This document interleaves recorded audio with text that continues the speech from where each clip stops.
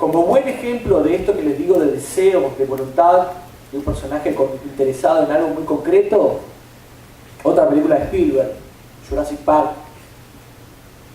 Jurassic Park tiene una escena maravillosa que la recuerdan todos, tal vez la mejor escena de la película, que es cuando llegan al parque y ven a los dinosaurios por primera vez, los protagonistas.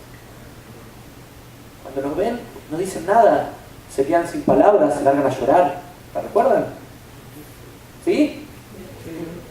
Se bajan del jeep y el tipo se va a llorar, se da cuenta de que él es un paleontólogo y que se terminó su trabajo, de que ha perdido su carrera, pero no le importa porque él ama a esos bichos, los desea. Entonces todo lo que queda en la película, persecuciones, tiros, quilombo, sangre, importa en la medida en que estos tipos que están escapando de estos bichos aman a estos bichos. ¿Se entiende esa contradicción? El tipo que está escapando de esta obra de la naturaleza, de esta máquina de matar, que es el Velociraptor, ama al Velociraptor. Lo desea. Fíjense que esa escena les marca la pauta del resto de la película. Spielberg tal vez sea un ejemplo muy básico, al igual que Hitchcock, de la construcción clásica de la narración y de la dramaturgia, porque él tiene muy claro cómo generar empatía con sus personajes.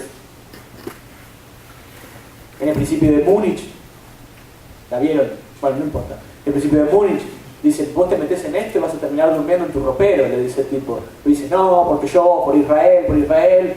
En el medio se convierte en un asesino el tipo, no en un asesino igual que los palestinos, en un asesino tremendo. Y al final terminás durmiendo en su ropero. Entonces ya nos puso el deseo detrás del personaje, y ese deseo se va transformando a lo largo de la película. Le voy a poner un ejemplo de una película fallida, a mi entender, que si quieren lo podemos discutir, también genera cierto conflicto. Esto es una película que yo cuando la vi, cuando era más chico, la disfruté muchísimo, pero había algo que no me cerraba. Y después la analicé según estos parámetros, y me di cuenta que era. Y es esta película, La Dolce Vita. La Dolce Vita es una película que tiene las mejores intenciones del mundo y termina promulgando lo contrario de lo que se planteó. La Dolce Vita es la Dolce Vita. No, la Dolce Vita es la mejor película del mundo, perdón. La Vita de Bella. Ustedes se dieron cuenta cuando estaba hablando, ¿no? Que era La Vita de Bella. No, la Dolce Vita, Fellini y Mastroianni debe ser la mejor película del mundo. La Vita es Bella, la vida es bella. ¿La vieron? Roberto Benigni, la vieron todos. Bueno, La vida es bella es una de esas películas. ¿Vieron esos estúpidos que andan en internet que dicen Ana Frank no existió, el holocausto no es así, no fue tan tremendo, no hacían jabones? ¿Ubican esas páginas de internet? Bueno, La Vita de Bella termina dándole la razón a esa gente. Termina haciendo lo contrario de lo que se propuso. ¿Por qué? Porque es mentira esa película. Si ustedes leyeron, si leyeron a Primo Levi, y bueno, les recomiendo Si esto es un hombre, Los hundidos y los salvados, dos libros distintos, son maravillosos, los tienen que leer cuando están de muy buen humor, si están deprimidos.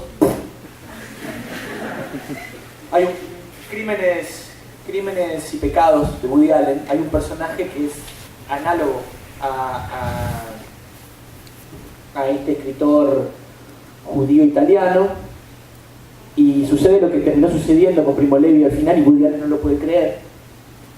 Primo Levi, bueno, estuvo en Auschwitz, sobrevivió, escribió muchos libros, se convirtió en una persona muy conocida y respetada, y en un momento de su vejez se suicidó.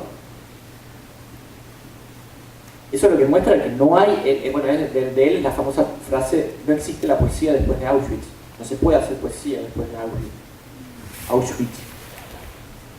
La idea de que esto tremendo no tiene reconciliación posible y no hay un final feliz acá. Y en Crímenes y pecados, Woody Allen interpreta a un director que está haciendo un documental acerca de un personaje muy parecido a Primo Levi, que es un personaje lleno de vida, que habla del mundo y de la vida, desde un lugar muy activo, y en un momento sobre el final el tipo viejo se suicida y Woody Allen no lo puede creer. ¿Qué es lo que le pasó a todo el mundo cuando se suicidó Primo Levi? Si ya había zafado de Auschwitz, ¿por qué te matás? Y bueno, se mató porque no pudo soportar la carga de ese infierno en su cabeza todo el tiempo. Si ustedes leen esos libros, ustedes se dan cuenta de que los enemigos de los judíos en los campos de concentración no solo eran los nazis, eran los mismos judíos. Porque si nos ponen a todos nosotros en un campo de concentración, nos dan un poquito de pan por día para comer, cualquiera de nosotros haría cualquier cosa por un poco más de pan. Y eso significa vender al otro, mandarlo al frente, cagar a tu compañero. No existían niños en los lagers, no había niños en los campos de concentración. Los niños y los viejos fueron asesinados antes de que los metieran en los lagers porque no podían servir de mano de obra. Y si había alguna persona que escondía a un niño ahí, como lo hace Benigni, que ustedes recuerdan, hay una escena que es muy linda, que él de pronto le lee, ¿viste? Como si fuera un juego al hijo, y están todos los otros judíos muertos de hambre así mirando. Bueno, eso es imposible. Esos judíos lo hubieran vendido por un pedacito de pan a ese niño. Es mentira esa película, todo el tiempo lo que está sucediendo. ¿Y saben dónde se expresa formalmente en el personaje? El personaje de Benigni no tiene arco. El personaje de Benigni empieza siendo un payaso bueno, un payaso hermoso, y termina igual. En un momento ve una montaña de cadáveres y se queda asombrado, anonadado por esa montaña de cadáveres, pero después el tipo no se transforma por eso. Sigue siendo el mismo payaso y haciendo las mismas pavadas para hacerle pasar a su hijo una realidad que no es. Otra vez la comparación con Bailarina en la oscuridad de Von Trier. Björk, si quiere escapar de esta realidad inmunda, y si inventa un musical, pero Von Trier no es tan estúpido, que heavy, no es tan fallido como para decir que esa es la realidad. No, Björk vuelve a la realidad, la ejecutan al final. Benigni en cambio no. Benigni en cambio cree que la fantasía es posible, y la fantasía es posible dentro del lager, y eso es falso. Más allá de lo moral, eso se expresa en lo que les estoy diciendo, que tenemos un protagonista, el niño también. Los dos protagonistas no se ven transformados a lo largo del relato. Pasan por la experiencia más traumática por la que pasó el ser humano en el siglo XX y no se ven transformados. ¿Me siguen? ¿Están de acuerdo más o menos? ¿Quieren discutir? No, cuando terminó la película, y la madre levantando al chico, yo me fijé, qué linda película, pero no me cierra. Y no entendía por qué no me cerraba.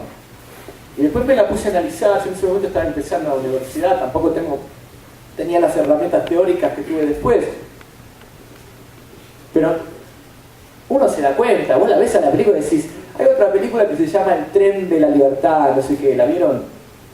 Que supuestamente Benigni le robó a ese tipo la idea. El tren de la libertad, miro la hora para ver cómo estamos.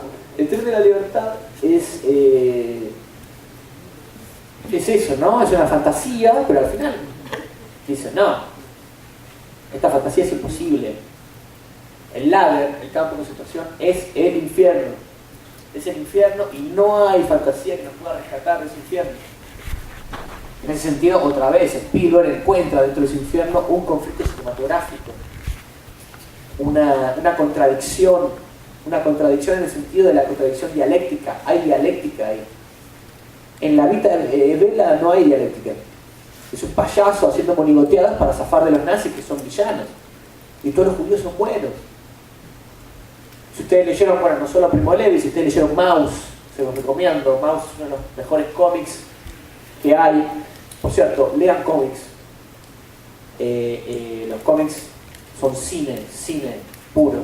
Los cómics enseñan no solo a escribir guiones, sino a poner la cámara. Lean cómics. Maus cuenta cómo sobrevivió al holocausto el padre del protagonista, y el padre del protagonista muchas veces tuvo que hacer cosas muy miserables para sobrevivir. Y de eso se trata Los Hundidos y Los Salvados de Primo Levi, que los salvados no es que se salvaron por ingenuidad, se salvaron haciendo cosas feas, cosas tremendas, entre ellos él mismo. Primo Levi, el que escribía. En ese aspecto, es una verdad insoslayable que para zafar de ese lugar uno tenía que ensuciarse las manos. No había una reconciliación posible en el lager. No se podía sobrevivir al lager siendo bueno, porque el lager es el infierno. Lager es la palabra para el campo de concentración que le daban los nazis y la cual le daba Primo Levi todo el tiempo. Entonces, en ese aspecto, Benigni hace una película que es mentira. Que es mentira todo el tiempo. Y esto se expresa, si lo analizamos formalmente una vez más, en el hecho de que el personaje principal no tiene arco y no tiene... El conflicto de él es un conflicto que no se renueva, porque básicamente tiene que mentirle a su hijo y todo eso en la película, y uno está viendo cómo de algún modo se las ingenia para hacer esa estratagema. Una película análoga en ese aspecto es te me estás cayendo. ¿Es? Un poco, no, bueno, ¿vieron las películas estas de George Clooney, Brad Pitt y todas esas películas? ¿Conocen a Los Simuladores ustedes? Una serie de televisión. Bueno, esas películas plantean, extrapolando formalmente, no conceptualmente, plantean el mismo esquema que La vida es bella, que es el de unos tipos que hacen una farsa para llegar a para lograr su cometido. En las películas de George Clooney, de Soderbergh, es dinero, en las simuladores son otras cosas, pero uno sabe, desde que empieza la película, que al final lo van a conseguir eso. En ese aspecto los personajes no tienen un arco muy grande, pero están apoyados en el carisma, en lo interesante que son esos personajes para llevar adelante esa misión.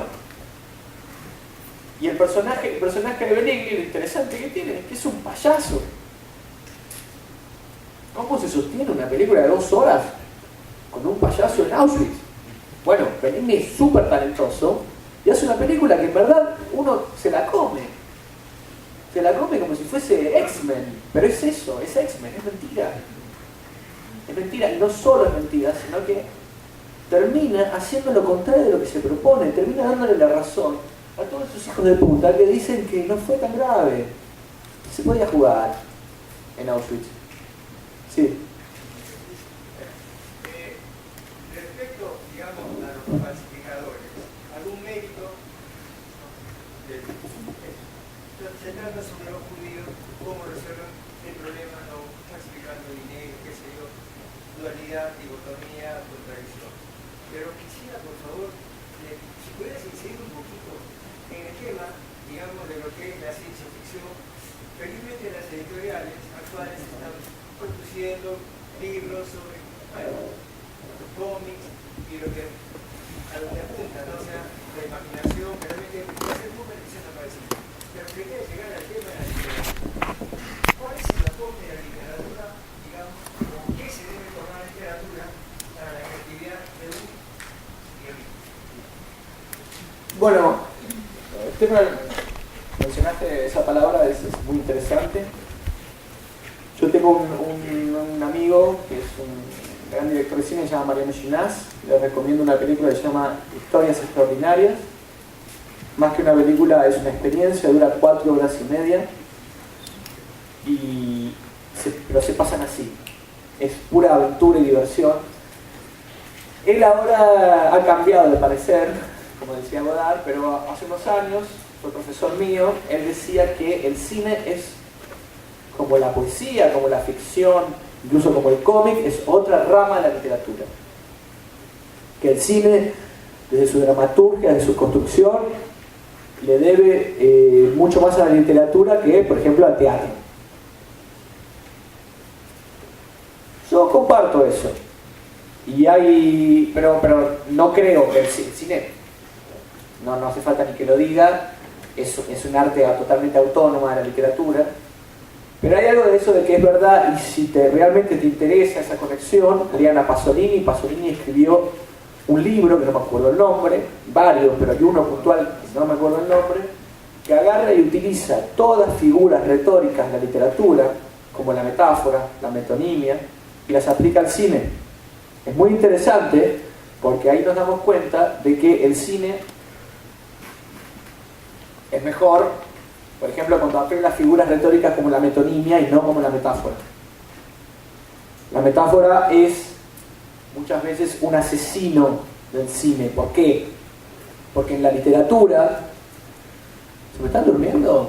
Tengo que hacer un par de... ¿Así? No. Porque en la literatura todo es una metáfora. La palabra silla es una metáfora de la silla. En verdad es una S, es una I, una L, una L y una A. En cambio, una silla, que esto, bueno, está escrito... basé en la ontología fotográfica, la ontología de la imagen fotográfica. En cambio, una silla en el cine es una silla. No hay metáfora. Por eso cuando en el cine se hacen metáforas, cuando vemos, tenés que ser un genio para hacer metáforas. El cine en general no es simbólico, no es metafórico. La metonimia, que significa tomar al todo por las partes, es muy cinematográfica, porque el montaje es eso. Un primer plano es una cabeza, pero nosotros entendemos que abajo está el cuerpo.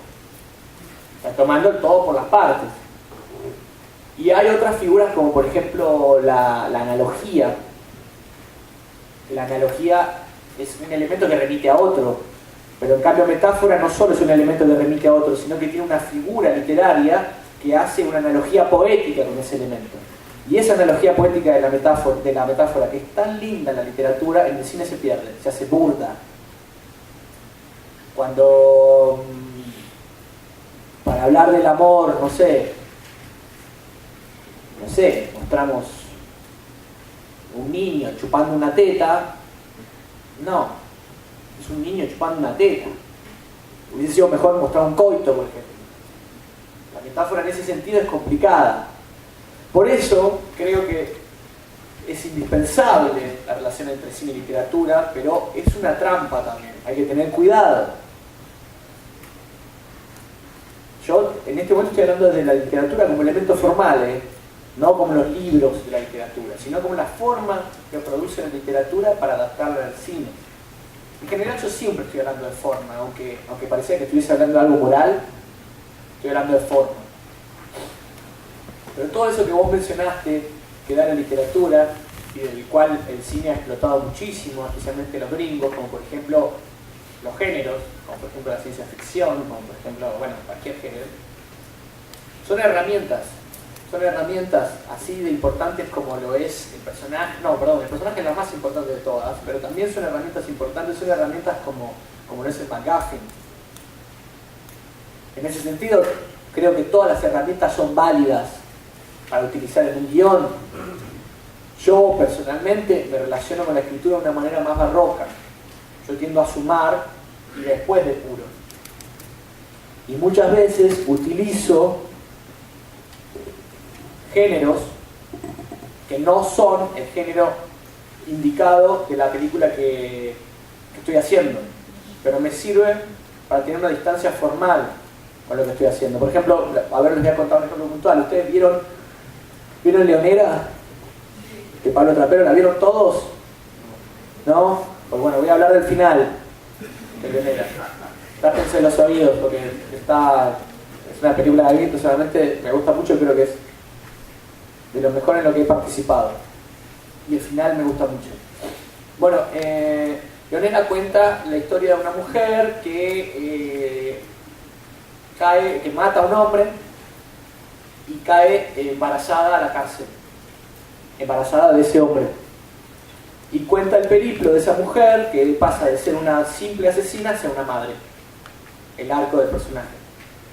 En Argentina, no sé cómo será acá, pero en Argentina las madres presas tienen a sus hijos en la cárcel y lo pueden tener allí con ellos hasta los 4 años.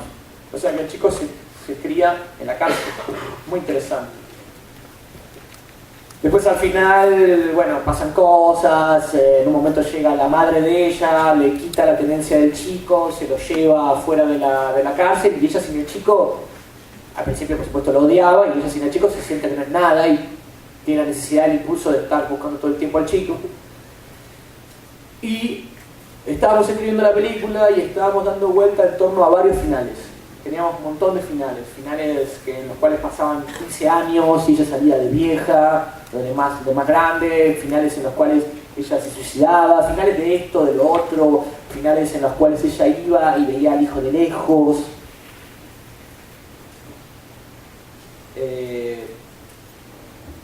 Nos encontramos con una guionista mía que se llama Luciana Piantanida, no la deben conocer, una argentina.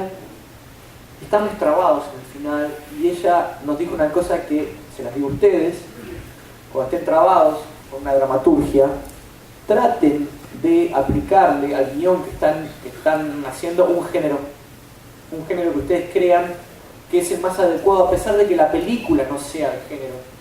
Guionera para mí no es una película de género, es un drama humano. Pero entonces, escuchando a ella, lo primero que pensé es el género cinematográfico que pensé, las películas de cárceles, ¿no? Hay 1 millón. Y en las películas de cárceles, ¿cuál es el horizonte de sentido del preso siempre? Escapar. Nosotros ni siquiera hemos considerado eso. Escapar. Sobre todo porque en la Argentina, no sé cómo será acá, los que escapan son unos mafiosos que escapan porque quieren seguir afanando, y la gente que de pronto mata por un crimen pasional se come unos años, después sale en una libertad condicional. La gente en general tiende a insertarse en el sistema, no a salirse del sistema. Es extraño eso. Pero nosotros ni siquiera habíamos pensado en esa idea del escape. Y dije, claro, era muy obvio. Ella se tiene que escapar, pero no se tiene que escapar solo. Allá existe y acá debe existir también, lo que se llaman las salidas transitorias. Entonces ella, en una salida transitoria, va a ver a su hijo, lo secuestra y se escapa con él. Y lo interesante de ese final, que parece un final feliz, porque se van los dos juntos hacia el horizonte y la cámara los abandona, respetuosa, es que en el fondo es un final bastante conflictivo, porque ella lo que está haciendo le faltaba poco para cumplir su condena, y lo que está haciendo es convertirse en una delincuente, en una ilegal para siempre, y está poniendo a su hijo en esa situación. A su hijo lo está haciendo hacer también por afuera de la ley, tiene que generarse una identidad nueva, tiene que hacer todo de nuevo solo porque ella quiere estar con él. Pero es tan fuerte el amor de una madre o un hijo que no vemos todas esas burocracias, sino que vemos a ella como una leona llevándose a su hijo que, bueno, después de todo es suyo. Pero más allá de este final, lo interesante es cómo esta chica Piantanida, diciéndonos esto, de aplicarle una forma que tal vez no sea la forma de a tu película. Quiero decir, si ustedes tienen una película acerca de una historia de amor y no saben qué pasa, por ahí si le ponen la forma de un thriller, analicen la forma de un thriller, y a partir de ahí analicen su película, por ahí les despierta cosas nuevas y le abren nuevas puertas. O ven cosas que estaban ahí escondidas y que ustedes no habían visto.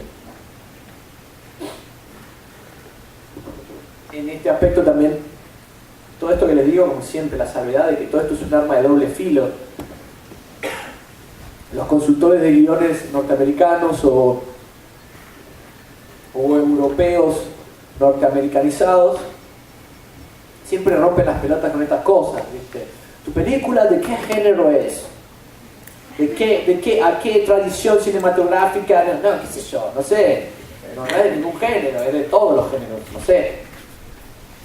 No es que yo quiero que ustedes hagan películas de vaqueros, pero sí quiero que tengan la inteligencia de agarrar esas formas y con esas formas evaluar lo que ustedes están haciendo.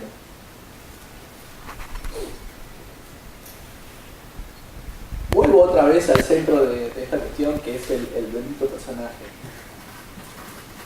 Todo esto que estamos hablando es nada sin el personaje. Si ustedes ven que estas cosas suceden y están muy bonitas en sus películas, pero el personaje está afuera de estas cosas. Está mal. Es más, fíjense en la estructura lineal que les dije, en los puntos de giro, punto de ataque, todo eso, que las películas son mejores cuando esos puntos son ocasionados por el protagonista. No es que le suceden al protagonista solamente. sino que él los hace suceder. Otra vez, analizando El Padrino, yo tengo una discusión con mis compañeros respecto a esto porque hay distintas maneras de analizar la estructura del Padrino. A mí, personalmente, me gusta como para el cine me gusta una estructura un poco teatral, que es la estructura de 2 actos y un tercer acto cortito.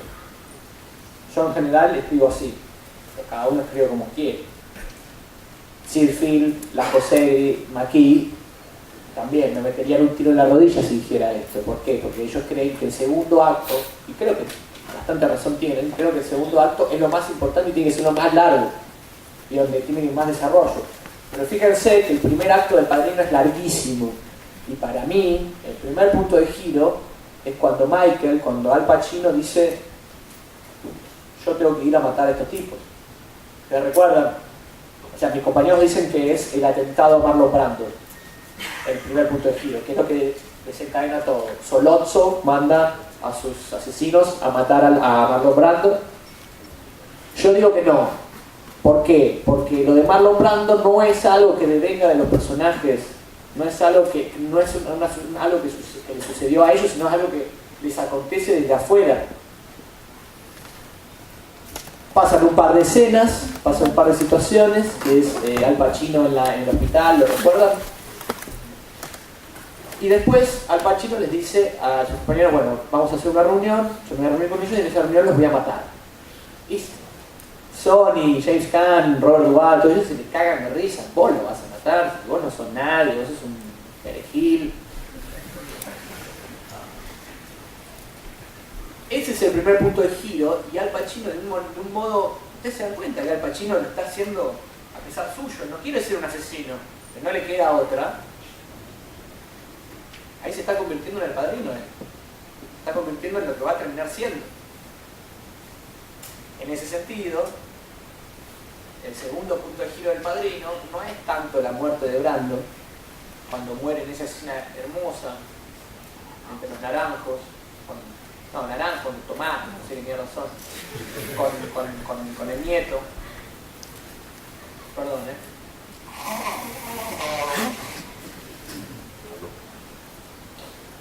sino la decisión que viene después.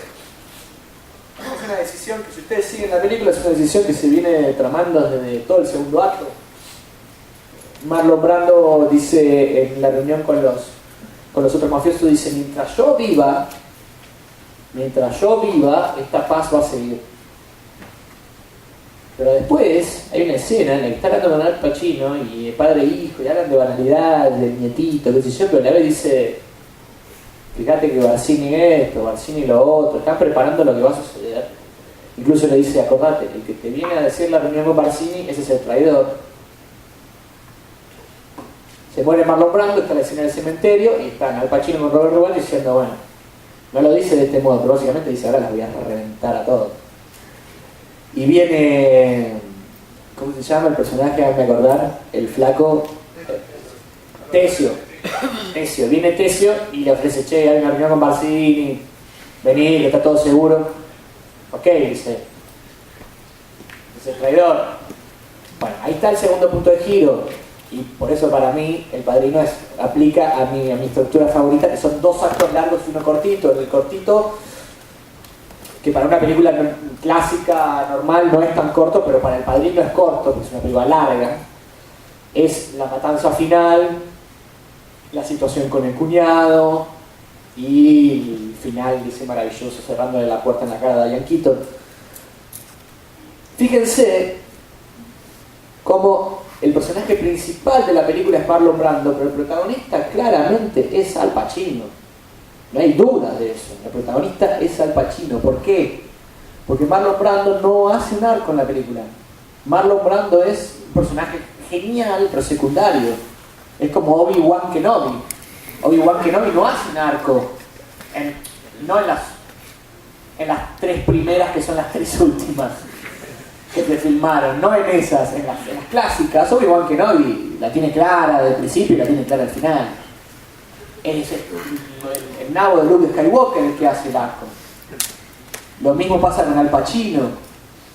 Nosotros teníamos un profesor de guión que nos hacía como ejercicio, es un ejercicio interesante, reconocer cuál es el protagonista de cada película. Y él decía, por ejemplo, que de Pulp Fiction, esto es muy cuestionable, que de Pulp Fiction el protagonista es Samuel Jackson, no Travolta. ¿Por qué? ¿Cómo? Hablen fuerte, che. No porque sigue vivo, sino porque se transforma. ¿Qué dijeron? Exacto. Travolta es un tipo que... Y este profesor de guión, que se llama Otero, muy interesante, ¿vos lo conociste?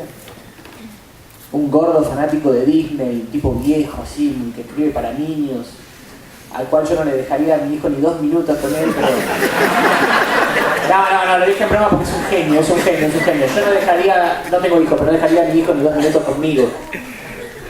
Él decía que a pesar de lo que le critican a Pulp Fiction de una película ultraviolenta, es una película en contra de la violencia. Y lo dice literalmente. El personaje que no se transforma, Travolta, que dice, nada, ¿qué me importa? Yo zafé de estos tiros, pero no me importa nada, voy a seguir así. Es el personaje que a hierro mata, a hierro muere. Y termina muriendo sin hacer ninguna transformación. Es muy triste el personaje de Travolta. En cambio, el personaje de Samuel Jackson dice, loco, acabo de vivir una situación que para mí fue un milagro, que es en la escena de los tiroteos. Para vos no, pero para mí fue un milagro. Y yo no voy a seguir siendo el mismo, porque no soy ningún gil. Entonces él se transforma y sigue. Y sigue. Es más, uno puede entender que hay una película posible con ese personaje que se empieza a recorrer el mundo. Dice, voy a recorrer el mundo como ¿cómo se dice? ¿Cómo? Exacto. Como Kung Fu, como Karate. Que después lo voy a usar para otra película. Eso Tarantino es tan endogámico y tan imperfecto. Pulp Fiction, si la ponemos a analizar en ese aspecto, es mucho más compleja, porque en verdad Pulp Fiction es una película coral. Bruce Willis también tiene su cuota de protagonismo. Pero es interesante comparar esos dos personajes, Samuel Jackson y Travolta, en el aspecto de que sí, hay uno que se transforma y el otro que no. Y fíjense que la narración avanza cuando un personaje se transforma, y cuando no se transforma no avanza más. Y llega un momento que Travolta no tiene nada más que hacer en la película y ¡pum! No sé si sabían, pero el guión de Pulp Fiction está escrito, primero fue escrito en orden. Primero fue escrito, digamos, linealmente. Termina con la historia de Bruce... ¿Cómo? Con la historia de Bruce Willis yéndose. Pero ellos mismos, Tarantino y Avery, se dieron cuenta de que les faltaba algo a la película y la reformularon de acuerdo a esa estructura que va y viene según los capítulos. Pero de nuevo, otra vez, fíjense cómo el personaje de Travolta es un personaje interesante, como todos los personajes de Tarantino son muy interesantes. Tarantino es tal vez uno de los esquemas máximos de construcción de personajes, porque son personajes que, y se los recomiendo para que analizarlos, son personajes que parecían que estuvieran vivos desde antes de la película y que van a seguir vivos después de la película.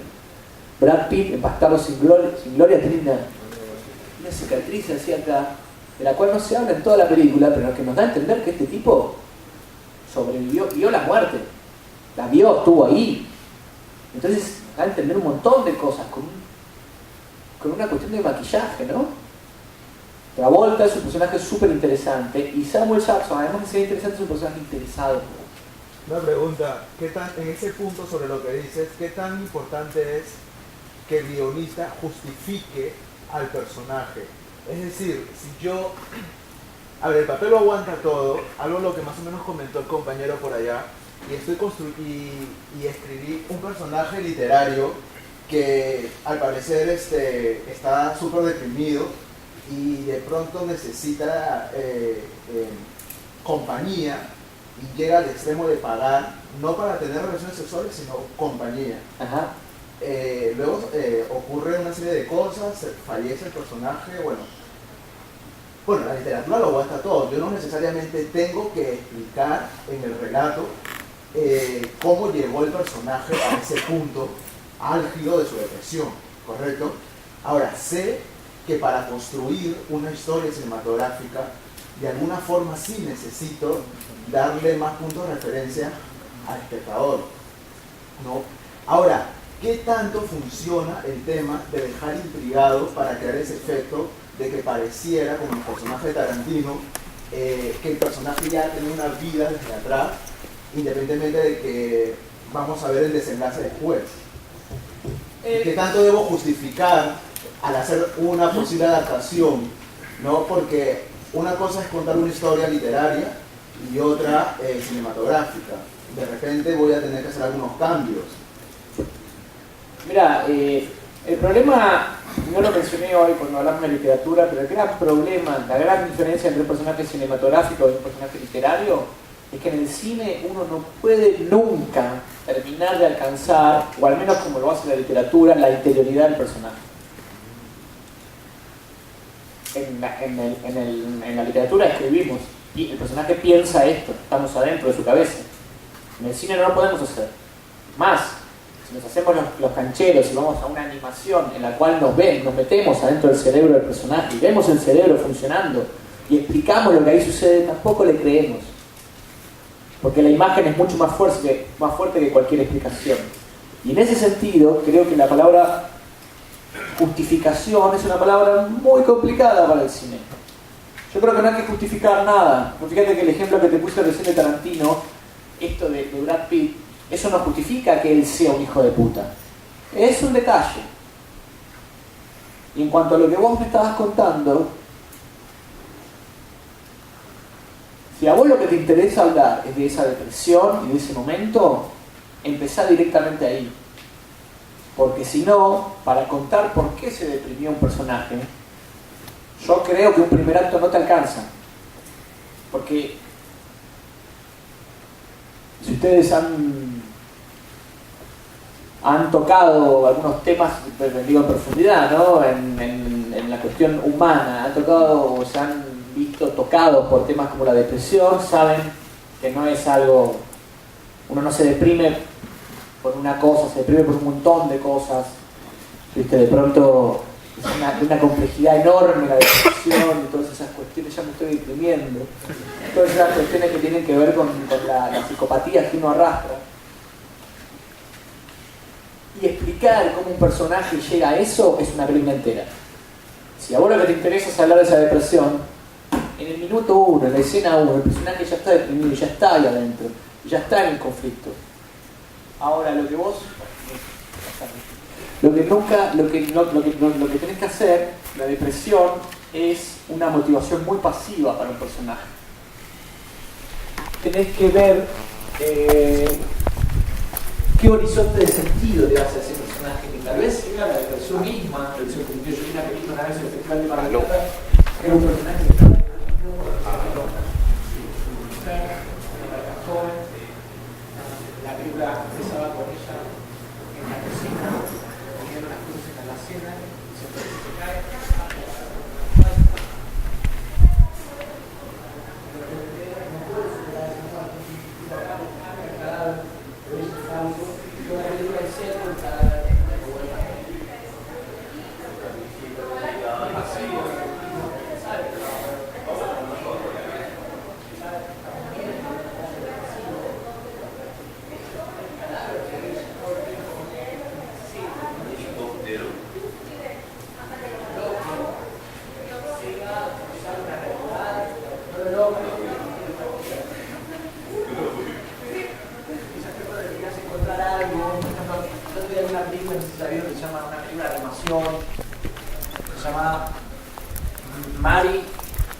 Mary and Max.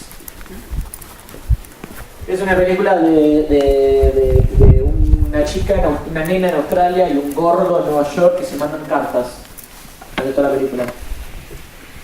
Desde que era niño, yo nunca lloro, creo que la última vez que lloré fue hace muchos años, nunca lloro con las películas, estuve a punto de llorar, desgarradora la película, y al final toda la película está pegando arriba del cinturón y al final a mí me parece que empieza a pegar abajo del cinturón. No sé si recomendarla la película, me parece que sobre el final es fallida.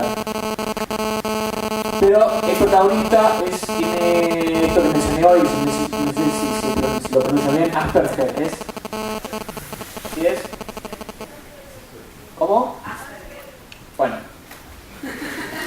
Que es una disfunción, ¿viste? Que no le permite relacionarse con las otras personas, que lo hace que se ahogue en pozos depresivos todo el tiempo.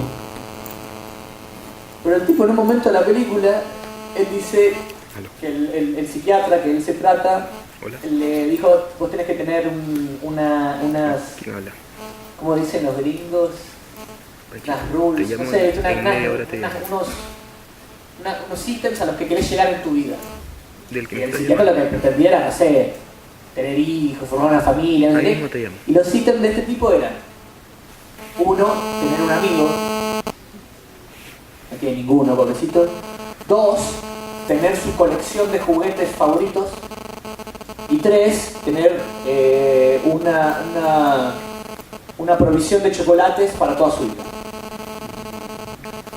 Es una boludez esto que estoy diciendo, pero del momento que el tipo dice esto, por más que él esté deprimido, ahogado y no pueda salir de su lugar, muchas veces él no sabe cómo relacionarse con las personas. Hay una mujer que lo besa y él no entiende lo que es el beso, no entiende lo que es esa relación.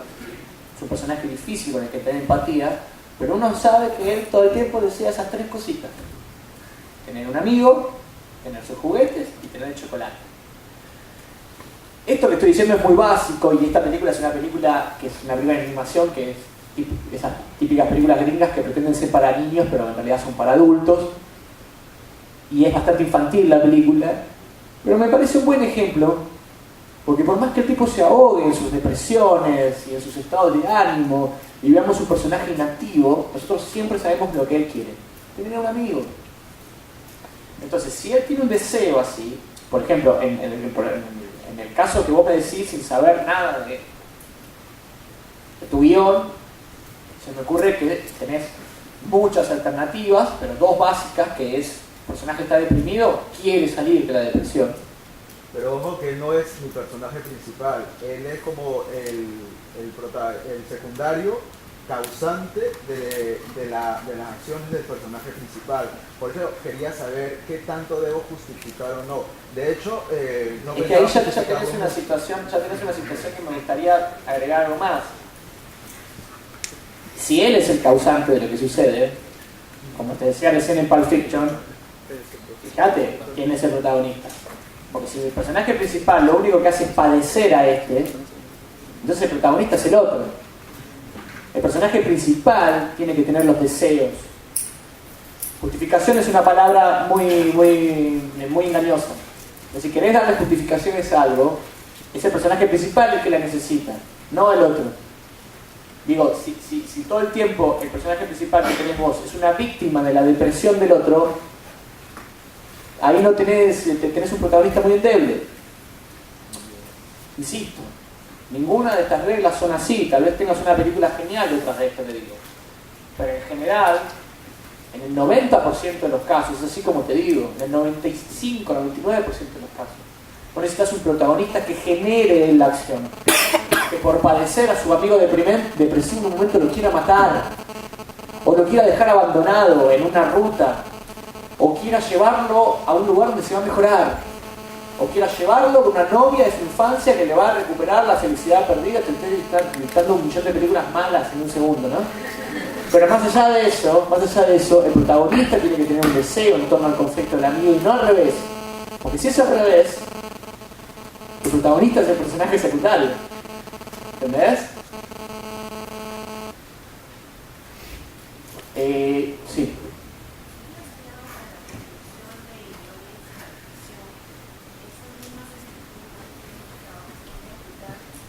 ¿El documental? Sí, de una. Todas estas estructuras que yo les digo no son solo para una película, no son solo para la película. Estas estructuras, yo cuando me pongo a escribir, yo las pienso escena por escena. Escena por escena. Nosotros estamos escribiendo una película bueno, ahora no, hace 1000 años, con Walter Sage. ¿Lo tienen? Bueno, es una persona encantadora. Bueno, y él criticaba esta manera que tenemos nosotros, o que tengo yo, de construir la escena, porque hace escenas a veces muy redondas, con una introducción, desarrollo y desenlace. escenas con un clímax, escenas que... Ahora les voy a decir una frase increíble, anotan esta frase, me estaba olvidando. Es una frase que me dijo Adrián Caetano, director de cine argentino, Un oso rojo, Bolivia. La frase es: una buena escena como mínimo cuenta dos cosas. Como mínimo. Fíjense, analicen los guiones de ustedes. Si la escena que ustedes están haciendo está contando una sola cosa, no basta. Y muchas veces sucede, yo he leído un montón de guiones, muchas veces sucede que una escena cuenta una cosa y la siguiente escena cuenta lo mismo. Y la siguiente escena lo mismo y la siguiente... No. Todas las escenas tienen que contar como mínimo dos cosas. Y cuando me refiero a esto, es que una escena tiene que tener una dramaturgia propia. La idea de escena de transición, la idea de escena de transición es una trampa mortal. Yo sé que hay un montón de tonos y tramas que necesitan escenas de transición.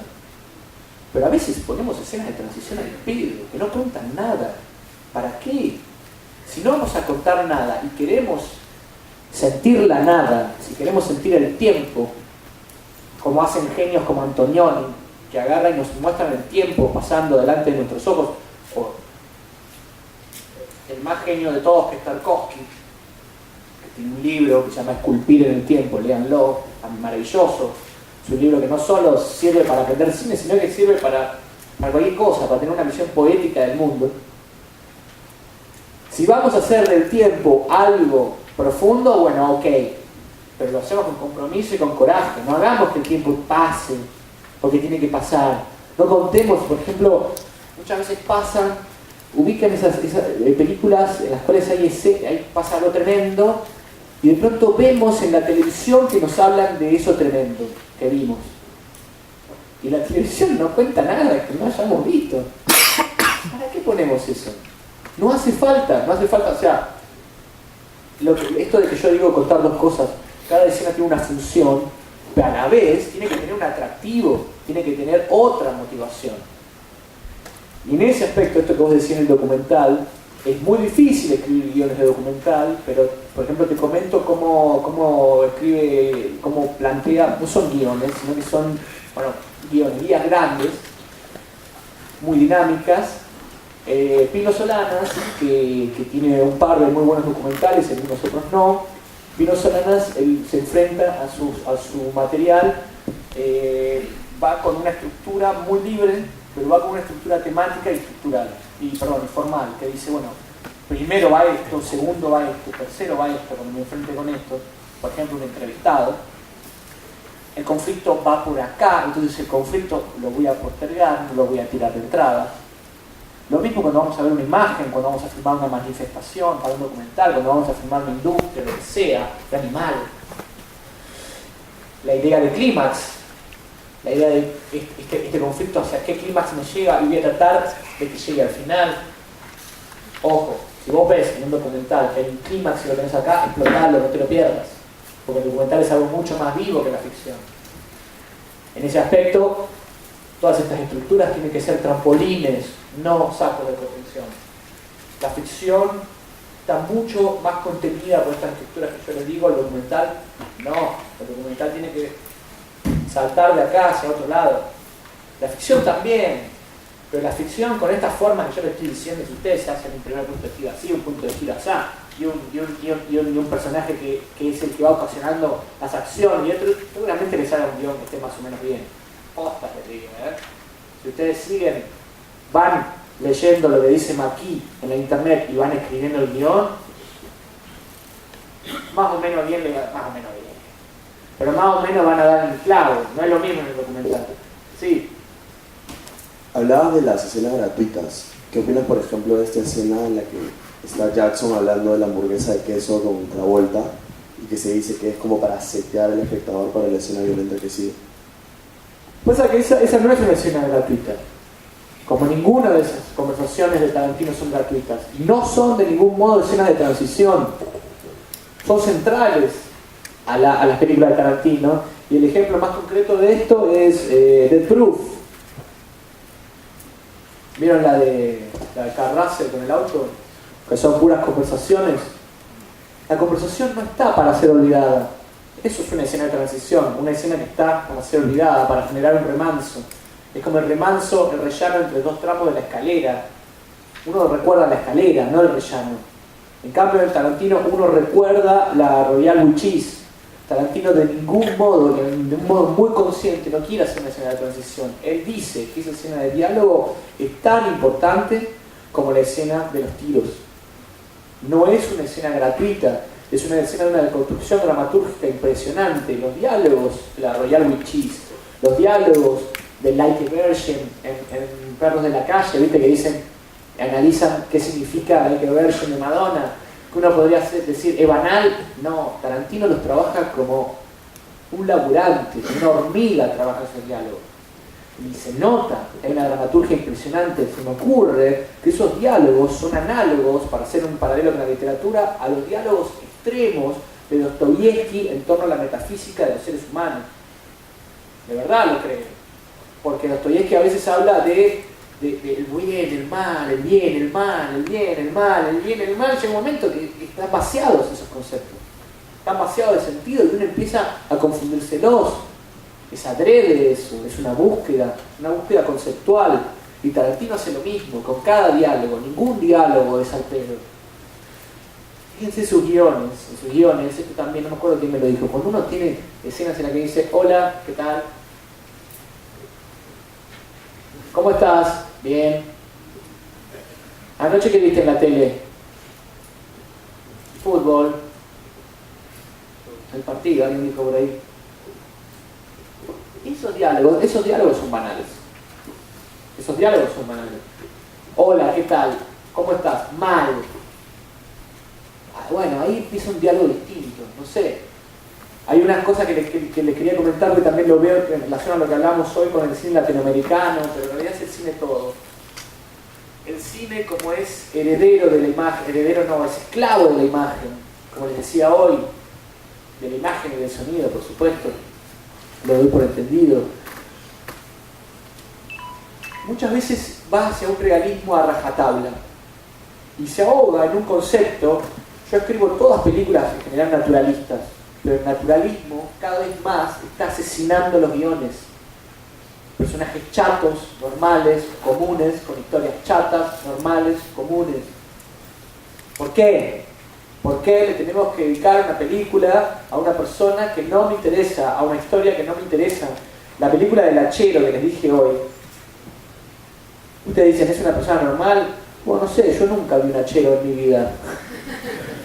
¿Ustedes vieron cómo vi un hachero en el medio del monte que no tiene contacto con la civilización? Yo no lo vi nunca. Entonces para mí era todo nuevo. Sí, me imagino que está siendo así, ¿no? Pero la imagen para mí es nueva. Yo sé que no va a pasar nada más que eso. Pero es tan poderosa ese planteo, esa puesta de escena y esa dramaturgia, que excede la chatura de ese personaje, hace de ese personaje un Raskolnikov, hace de ese personaje un personaje épico. Otra palabra, esa palabra, ténganla, épica. Hay un poeta argentino que se llama Ortiz, Juan L. Ortiz, que sobre el final de su vida, no sobre el final, pero cuando cumplió 50 y pico años dejó de escribir poesía. Y después a los años se murió. Y Piglia, que es un escritor argentino que ha escrito mucho acerca del guión, y es muy interesante lo que dice Piglia acerca del guión. Él ha sido guionista también, pero es mejor novelista que guionista. Le preguntó, Juan, ¿por qué dejaste de escribir? Dice, porque se me terminó la épica. Y si uno lee los poemas de Ortiz hablan de la luz, cómo atraviesan las hojas de los árboles. Uno dice, ¿qué épica? ¿De qué épica me estás hablando? Pero la épica no significa que tiene que venir un troyano con una espada a violar y matar. No, la épica es cierto coraje a la hora de escribir, es cierta darle al personaje, por más kafkiano, gris, chato, por más que sea un hachero que no dice ni 4 palabras en toda la película, darle alrededor de ese personaje una estructura, una mirada que sea interesada. Cuando yo les digo que el protagonista, el personaje de sus películas tiene que ser interesado, y también les estoy diciendo que ustedes como autores tienen que ser un reflejo de ese personaje. Ustedes tienen que estar interesados en lo que están diciendo. Interesados no como un tipo que viene acá a dar una charla y a decirles cómo es. No, esto no es arte. Interesado como un artista es mucho más parecido a un explorador. En ese sentido está la ética.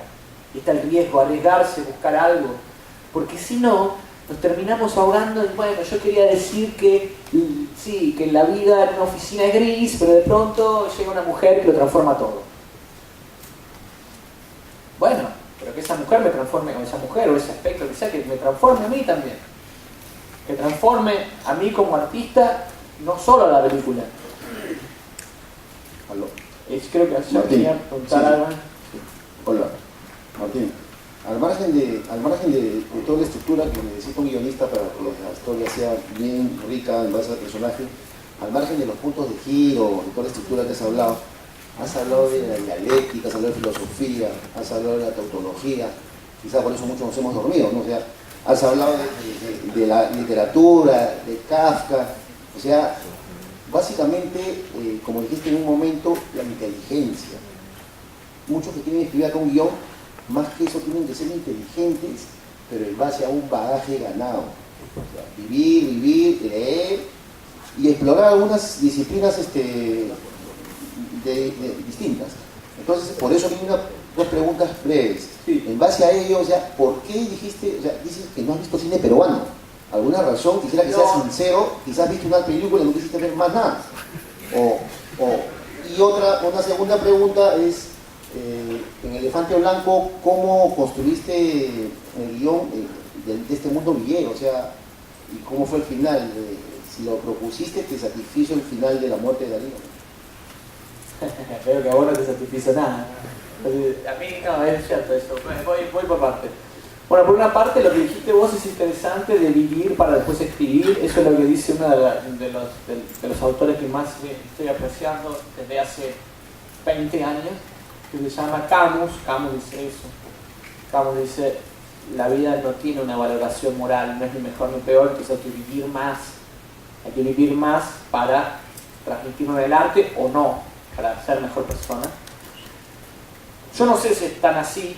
Yo personalmente, cómo me relaciono con el material, yo paso la mayoría de mi vida encerrado en mi departamento escribiendo, pero agradezco mucho películas como Elefante Blanco, películas, bueno, como cualquier película de trapero en la que he trabajado, que me obligan a investigar, a relacionarme con el mundo.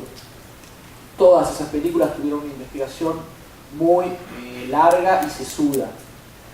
No nos sentamos a escribir desde nuestra mera imaginación. El mundo es mucho más rico que nuestra imaginación, que nuestra inteligencia, que nuestro talento. Hay que salir a buscar el mundo. En Elefante Blanco, por ejemplo, conocen el concepto de villas miserias. Yo las únicas veces que había ido a una villa era hasta la puerta a buscar drogas, ¿viste? Y de pronto me meto en ese mundo, porque es un mundo con una idiosincrasia propia. Y de verdad que me transformó eso, más allá de la película, lo transformó en un montón de aspectos. Es algo nuevo, lo mismo en las cárceles, por Arenera, o en los accidentes de tránsito, para Carancho, o bueno, en cada película. Sería ideal que ustedes, como autores, investigaran.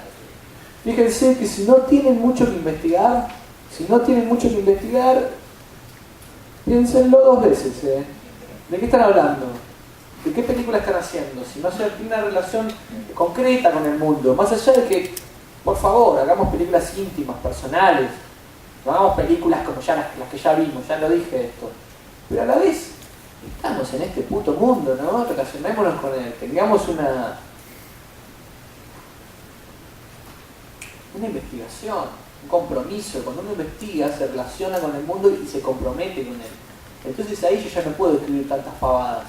Ya no puedo escribir que el personaje hace esto o lo otro, porque yo sé que el personaje que yo conocí de verdad no lo haría. Nosotros en Elefante Blanco, por ejemplo, en un momento escribimos la película esa, yo no, más allá de si estoy o no conforme con el final, no estoy conforme con el final, yo tenía otra idea, pero no es necesario. Trapero es el ejemplo claro de un director que mejora los guiones que nosotros escribimos de verdad. Pero más allá de eso, la película en un momento tenía como una escena en la cual los curas aceptaban dinero de los narcos. Y me dijeron, todos me dijeron, los curas y los narcos, me dijeron, esto es mentira. Esto es mentira. Por más que a vos te quede muy bien para tu trama, todo esto, esto es mentira. Esto es Benigni en La Vita de Vela. Esto no es así. No es lo que haría un personaje. Entonces reformulamos toda la trama en respecto a esa situación. Solo de conocer al personaje real, a los personajes reales. En referencia al cine peruano, en verdad no es una no que estoy catalogando el cine peruano, pido disculpas, es una ignorancia grande que tengo en general con el cine contemporáneo. Me siento cada vez más viejo, estoy mirando cada vez películas más viejas. Casi que no veo estrenos y veo películas de hace muchos años. ¿Qué películas peruanas pude haber visto, Melissa? Perdón por mi ignorancia. Y les digo que ustedes también deben ser muy ignorantes en lo que es cine latinoamericano, porque así como no conozco, o sea, ¿qué es lo único que conocemos del cine latinoamericano? Algo brasilero, Lauro Rocha, ¿no? Por ahí, no sé, algunas películas argentinas que producen tantos argentinos de mierda. Pero después el cine latinoamericano, bueno, perdón, lo mismo me pasó en Chile. En Chile por ahí en este momento están produciendo más aún, y por ahí he visto alguna que otra película más. ¿No viste la teta? Sí. Sí. No hay no estoy haciendo una clasificación del cine peruano. Creo que por lo que veo, lo que veo de excitante y que entusiasma es esto, bueno, esta sala con un montón de gente, que me parece que es el reflejo de un cine naciente, que si bien debe tener su historia, todavía sigue produciendo 4 o 5 películas al año, y tienen que hacer lo que se han hecho en otros lados. Los gringos lo hicieron primero, por supuesto. Es naciente hace 50 años. pero Argentina produce 50 películas al año también porque Argentina tiene 100 años de cine. Eso no es poco, de cine pésimo, de cine muy malo. O sea, yo de verdad que del cine argentino no quiero ser un cipayo, pero rescato muy poco. Y del cine clásico argentino también rescato bastante poco, y es lo que más he visto, ¿no? Pero las películas que salen ahora, pero no he visto El secreto de sus ojos, no he visto esas películas nuevas. Esto habla de mi ignorancia, ¿no?, del cine peruano. Pero lo que sí veo en el cine peruano es que, y me gustaría asusarlos, me gustaría instigarlos, me gustaría provocarlos, para que se caigan un poco en los fondos estatales, para que piensen como artistas, aventureros, más que como gente que quiere hacer dinero con el cine. Si ustedes quieren hacer dinero con el cine, se han equivocado, amigos. Vendan drogas si quieren hacer dinero. No hagan obras de arte. El cine es otra cosa. El cine, viste, como dice Godard, a Godard en un momento le preguntaron, no hace falta decir que es un santo de mi devoción, a Godard una vez le preguntaron qué opinaba de la piratería, de los derechos del artista sobre su obra, y Godard dijo, el artista no tiene derechos, tiene obligaciones. Eso es un artista es alguien. Ustedes quieren de verdad, quieren ganar dinero, dedíquense a la publicidad. No hagan cine. El cine es para poner el pecho a las balas, es para poner el culo y ir para adelante y rompérselo. En ese sentido, en Argentina se producen tantas películas no porque el instituto las subvencione, sino porque en este día, en esta época que vivimos, cualquiera tiene una cámara, cualquiera puede hacer cine, y hay que tener huevos y salir a filmar y hacer una película pequeña y romperse el alma, y después con esa película ir a un festival y triunfar o fracasar y dedicarse y volver a trabajar con el padre de uno. Esas cosas tremendas, volver al pueblo, contar unos mangos y volver a empezar. No esperen a que el instituto de acá les dé el visto bueno para hacer cine, porque no van a hacer cine nunca. No digo ustedes, digo todos, no digo los peruanos, digo toda Latinoamérica. Solo hay dos industrias en el mundo que se sustentan a sí mismas, son los gringos y los de la India, los hindúes. Todos los demás, los europeos, están en la misma situación que nosotros, nada más que con millones de euros más, pero están en la misma situación que nosotros. Está muy difícil filmar en este momento, está muy difícil conseguir guita, conseguir patrocinios, conseguir fomentos, conseguir el apoyo estatal. Cáguense en estas cosas, salgan a hacer, por supuesto que no van a poder hacer una película con Francella, no van a poder hacer una película con una estrella de la televisión peruana que no sé ni quién será, con ese. No van a poder hacer, pero hace falta hacerla. Por ahí hace falta hacer otras películas, más personales, más épicas. Si van a hablar de un hombre encerrado en una cabina de teléfono, encerrado en un baño, que sea épico. Que no sea, o sea, Bresson, ¿vieron Bresson? Condenado a muerte se escapa, Pickpocket. Uno mira sus películas y parecen maniquíes como están actuando, son todas películas épicas. Por más que sean chatas y grises, son películas épicas, en el fondo esconden una gran tragedia humana. Sean ambiciosos. Sean ambiciosos. La ambición es una mala palabra cuando se refiere al dinero, pero sean ambiciosos con ustedes mismos. Hagan películas que se les salgan del culo, que se les salgan del corazón. No piensen. Yo hace poco di una charla que no estaba no era tanto del guión, sino que era del guión en torno a después cómo se vendía el guión.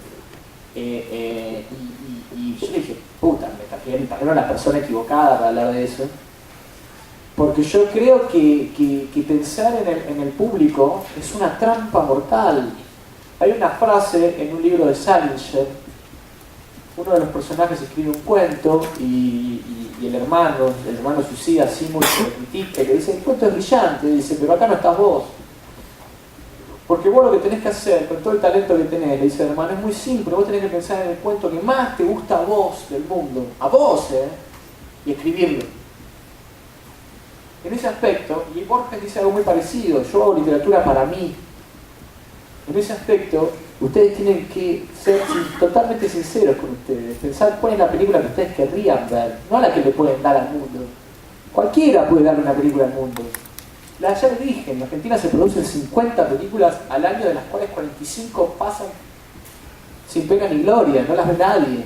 Entre esas 45 están las mejores en general, pero son pocas las mejores, porque, bueno, es así, lo que se produce en general, no en Argentina, en todas partes, no es suficiente, pero en ese sentido, tengan coraje y sincérense consigo mismos y hagan películas que ustedes les caguen de gusto, que realmente se sientan contentos con eso, no hagan películas pensando en si va a pegar esto o lo otro. Sí. Hola, ¿qué tal? Una pregunta creo que va más o menos en relación a lo que dijiste. Hace poco me dijeron en la universidad, y creo que también le dijeron ayer, que cuando tú escribes un guión, escribes sobre algo que tú ya conoces. ¿A qué se refiere cuando dice esto y qué tan cierto es? No me parece una mala frase, me parece una buena frase. Creo que, por ejemplo, en Elefante Blanco, que él dijo ahí, a mí personalmente lo que me pasó con el guión es que yo intenté conocer los temas de los que estaba hablando, pero nunca los terminé de conocer. En este caso puntual, porque tenía que ver con protagonistas que son curas, que viven y mueren a través de su fe, y la fe es un regalo que yo personalmente he perdido. Yo no lo tengo desde que tengo 12 o 13 años y me ha costado mucho.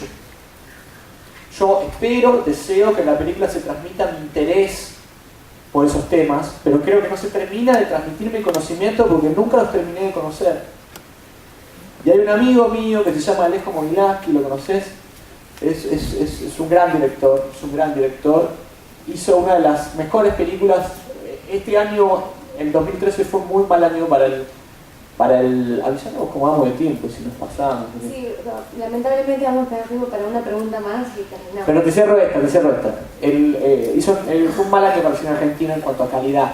Se hicieron muchísimas películas. O sea, para que tengas un parámetro, en Argentina están felices con este año cinematográfico porque fue un año de la industria. Hicieron grandes películas con Francella y todo eso. A mí y a mis compañeros me parece un muy mal año, las películas han sido una calidad paupérrima, tremenda. Pero una de las mejores películas del año, si no es la mejor, se llama El loro y el cisne. Se las recomiendo. Es muy difícil que la puedan ver ahora, pero tal vez la van a poder ver en algún festival y dentro de un año la van a poder bajar en internet.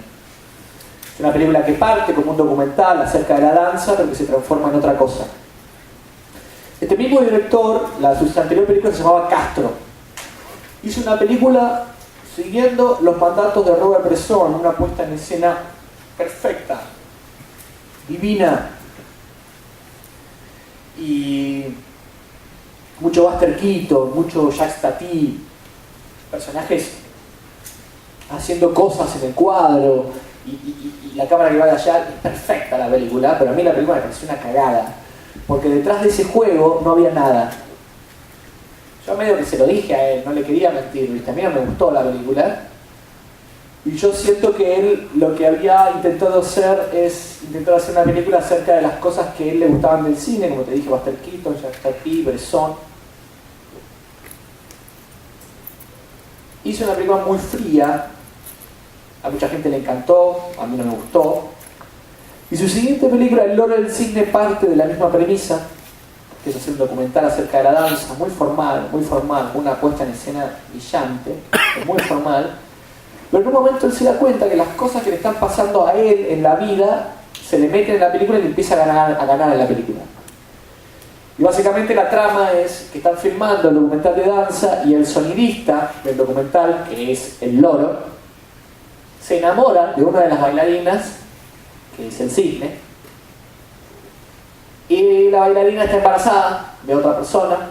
La bailarina esa es la mujer del director, que de verdad estaba embarazada, y de verdad, ¿viste?, le surgió ese embarazo así en medio del rodaje y le sorprendió. Entonces todas estas disyuntivas, una pareja joven teniendo un hijo en un momento que por ahí no lo estaban esperando tanto, en medio de una película, se transmiten en la película. Y la diferencia entre Castro y El loro del cisne es que en El loro del cisne el director conoce de lo que está hablando de problemas que a él lo están atravesando. Y eso se nota. En Castro,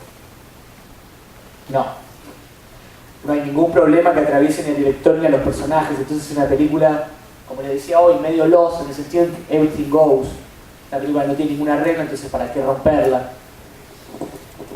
No es, como ya les dije antes, una ley, una condición sine qua non, que tiene que ser así. Si ustedes conocen de lo que están hablando, así sea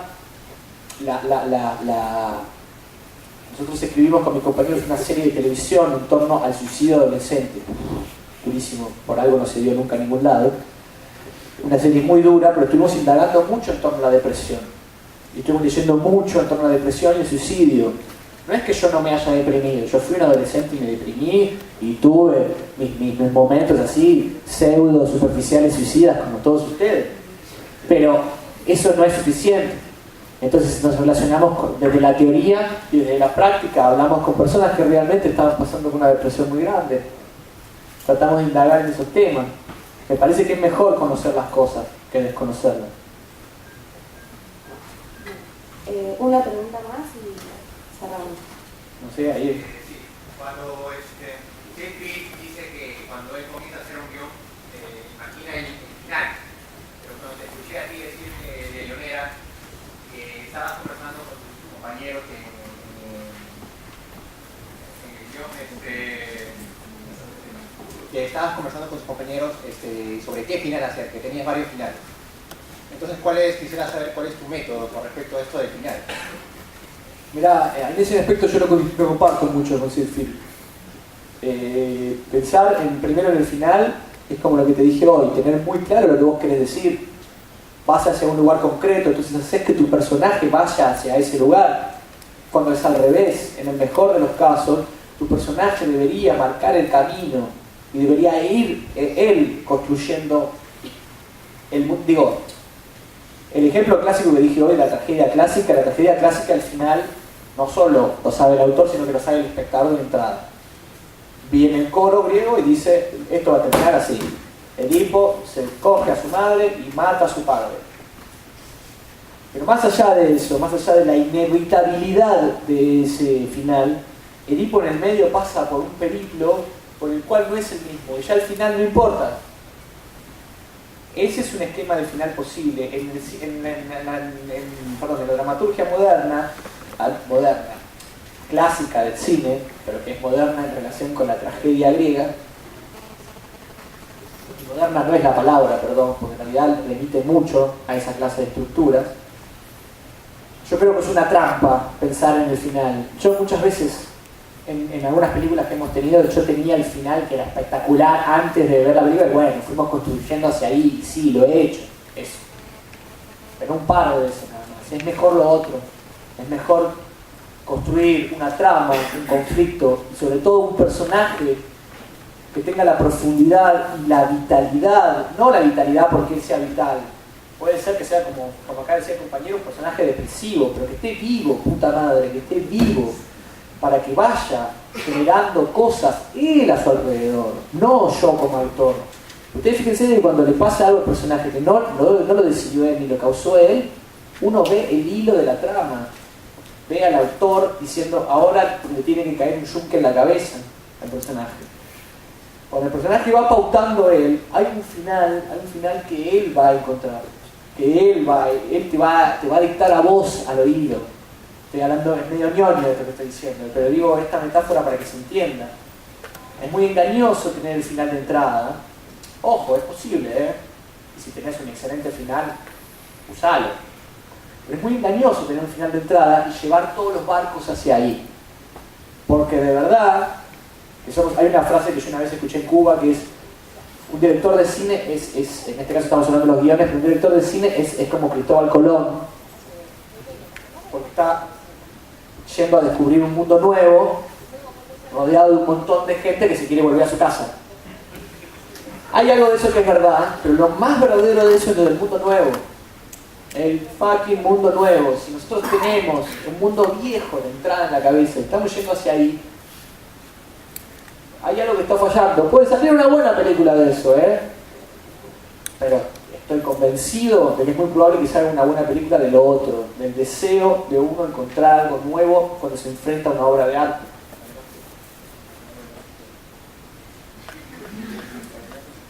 ¿Sí? Sí. Bueno, después si quieren, vamos a dar unos días que nos cruzamos. Gracias por venir.